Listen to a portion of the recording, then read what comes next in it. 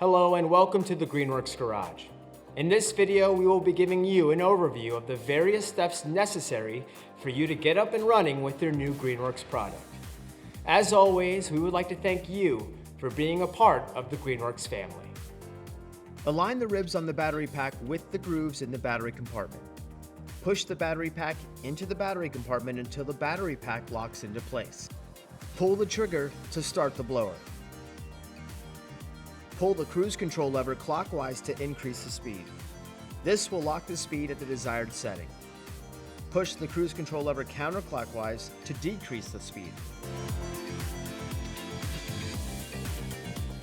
When you push the turbo button, the blower is at its highest speed. The turbo is only active while you are holding down the turbo button.